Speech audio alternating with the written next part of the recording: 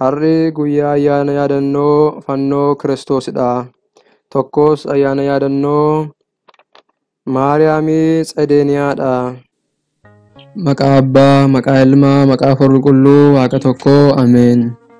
Gaafa guyyaa 10. Harri guyyaa ayyaana yaadannoo fannoo Kiristoosidha. Tokkos ayyaana yaadannoo Maariyaamii Tsedeeniyaadha. Akkuma yeroo darbee har'as ayyaana yaadannoo fannoo Kiristoos seenaansaa waan baay'ee bal'atuuf barreeffama kana keessatti yookiin immoo sagalee yookiin viidiyoo kana keessatti gabaabsinee isiniif dhiyeessuun waan nu rakkisuuf bal'inaan seenaasaa yeroo adda garaatti waan barannuuf baay'een keenyas waan beeknuuf har'a viidiyoo kana keessa seenaa fannoo Kiristoosiin waan hin galchineef nuuf kolchaa isiniin jenna. Har'a ayyaana Maariyaamii Tsedeeniyaa isiniif dhiyeessinaa. Waaqayyoon waliin haa ta'u. Maariyaamii Tsedeeniyaa. Biyya Tsedeeniyaa jedhamtutti dubartiin Maartaa jedhamtu jiraachaa turte. Isheenis akkuma Abrahaam keessummaa kan simattu turte. Guyyaa tokko monokseen maqaan isaa Tewoodiroos jedhamu tokko keessummummaan mana ishee bule. Isheenis abbaa koo garam deemta jetteeni. Innis Yerusaalem salaamfachuun deema jedheeni. Maartaanis eegasuu abbaa koo yommuu deebitu fakkii dubroo Maariyaamii naaf bitii kottu jetteeni.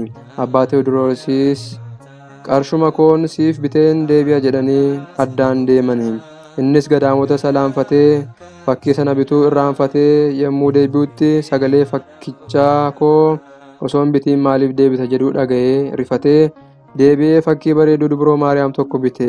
Yommuu karaa deemus saamtonni itti dhufanii duubatti deebi'uu barbaadus fakkii sanarraa callisii karaa kee deemi sagalee jedhu dhaga'ee nagaan bira darbe. Ammas karaa irratti leencisa nyaachuuf yommuu ka'u fakkicharraa sagaleen leenca ari'uu bahee leencichi duubatti deebi'e. Abbaa Tewoodiroosiis ajaa'iba kana yommuu argutti fakkii sana biyya isaatti fudhatee galuu barbaade malee dubartii Maartaa jedhamtuuf kennuu hin barbaanne ture.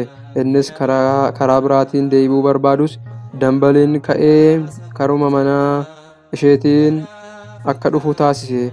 Innis of dhoksee mana ishee bulee ba'uu barbaade. Bariis ka'ee nan deema yoo jedhu karri jalaa badee deebi'aa ture. Akkas ta'ee guyyaa 3 mana sanii ba'uu dadhabe. Maartaanis monoksicha kana agartee abbaa koo yoo kaatu dadhabdaa yoo teessu ammoo nagaadha maali jettee yommuu isa gaafattutti dhugaa jiru hunda itti himee fakkicha sana itti kenne. Isheenis gammaddee monoksicha dhungattee fakkichas yommuu ilaaltu waziin irraa bu'aa ture. Isheenis irraa fuutee iddoo qulqulluu keesse. Wazii achirraa ba'us walitti qabdee dhukkubsataan kan ittiin fayyu ta'e. Monokseen sunis fakkittii sana tajaajilaa jiraate. Paappaasiin, lubootnii fi uummanni biyyattis waa'ee fakkii sanaa dhaga'anii yommuu ilaalanis kan foon uffatte taateetti mul'atte. Isaanis dibata ishee irraa ba'uu sana addaan qooddatanii yoo ilaalan ammas deebi'ee guuta ture. Isaanis fakkii sana fudhachuu yommuu barbaadan sochiin lafaa ta'ee namni hedduunis rifatanii kufanii. Fakkiin sunis hanga har'aa achuma jirti.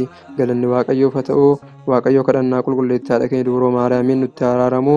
Sugni ishees nu waliin haa ta'u hanga bara baraatti. Ameen.